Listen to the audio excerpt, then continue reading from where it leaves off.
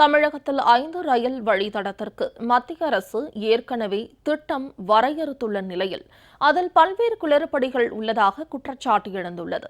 இந்நிலையில் வெளிவரவுள்ள பட்ஜெட்டில் ரயில்வே குறித்து தமிழக மக்களின் எதிர்பார்ப்புகள் என்ன என்பது குறித்து இந்த செய்தி தொகுப்பில் சற்று விரிவாக பார்க்கலாம்.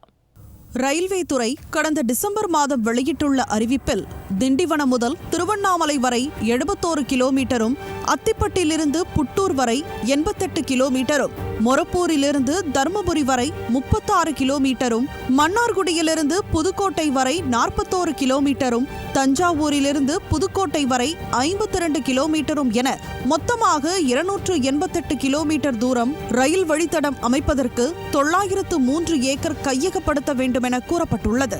ஆனால் நிலம் கையகப்படுத்தல் ஆமை வேகத்தில் நடைபெற்று வருகிறது. நியூ லைன் ப்ராஜெக்டுகளுக்கு மாநில அரசாங்கம் லேண்ட் அக்வயர் பண்ணி கொடுக்கறதுல தாமதமாகிட்டு இருக்கு அப்படிங்கக்கூடிய ஒரு குற்றச்சாட்டு சொல்லியிருந்தாங்க. ஆனால் மாநில அரசாங்கம் லேண்ட் அக்வயர் பண்ணுறதுக்கு எங்களுக்கு நீங்கள் ஃபண்டு கொடுத்தா தானே லேண்ட் அக்வயர் பண்ண முடியும்னு சொன்னாங்க. சென்னையில் மக்கள் தொகை அதிகரித்துள்ள நிலையில் சென்ட்ரல், எழும்பூர், தாம்பரம் என 3 ரயில் முனையங்கள் போதாத நிலை உள்ளது. இதனால் பெரம்பூர் பகுதியில் 4வது ரயில் முனையம் அமைக்க தெற்கு ரயில்வே திட்டமிட்டுள்ளது. ஆனால் அதற்கு பதிலாக ராயபுரத்தை அறிவித்தால் வடசென்னை வளர்ச்சி காணும். அதனை கருத்தில் கொண்டு பட்ஜெட்டில் அறிவிப்பு வரும் என எதிர்பார்ப்பு உள்ளது.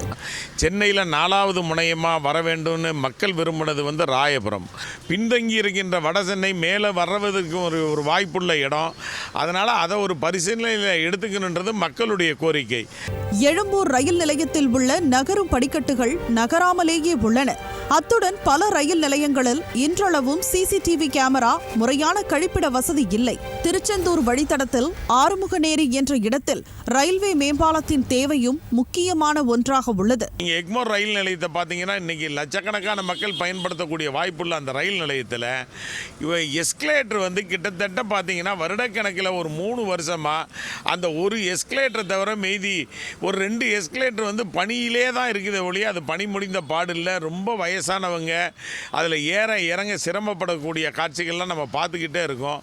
தூத்துக்குடி, அருப்புக்கோட்டை, திருப்பரங்குன்றம் வழியாக மதுரைக்கு கடந்த 2011ஆம் ஆண்டு அறிவிக்கப்பட்ட ரயில் பாதை திட்டம் தற்போது வரை கிடப்பில் உள்ளது. அதனால் இந்த திட்டத்திற்கு இந்த பட்ஜெட்டில் 1000 கோடி ரூபாய் நிதி ஒதுக்கி பணிகளை தொடங்க வேண்டும் என பயணிகள் நல சங்கம் கோரிக்கை விடுத்துள்ளது.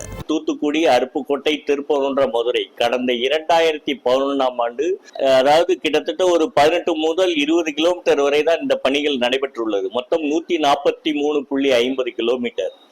இந்த திட்டத்தை முழுமையாக நிறைவேற்ற வேண்டும் என்றால் கிட்டத்தட்ட ஒரு 1000 கோடிக்கு மேல் இந்த திட்டம் நிறைவேற்றுவதற்கு பணம் தேவைப்படுகிறது. ஆதலால் மத்திய அரசின் கவனத்திற்கு இதை கொண்டு செல்கிறோம். இதை நீங்கள் நிறைவேற்றி தருமாறு மத்திய அரசை நாங்கள் வலியுறுத்தி கேட்டுக்கொள்கிறோம்.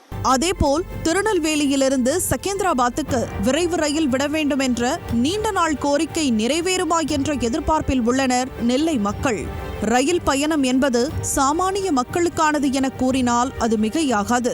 அந்த வகையில் வரக்கூடிய 2025, 2026ஆம் ஆண்டிற்கான பட்ஜெட்டில் தமிழகத்திற்கு புதிய ரயில்கள், புதிய வழித்தடங்கள் மற்றும் துறை சார்ந்த பல்வேறு திட்டங்கள் அறிவிக்கப்பட்டு அதற்குரிய நிதியும் ஒதுக்கப்பட வேண்டும் என்பதே தமிழ்நாட்டு மக்களின் எதிர்பார்ப்பாக உள்ளது. ஜெயா பிளஸ் செய்திகளுக்காக ஒளிப்பதிவாளர் தீபக்குடன் செய்தியாளர் ஐயப்பன்.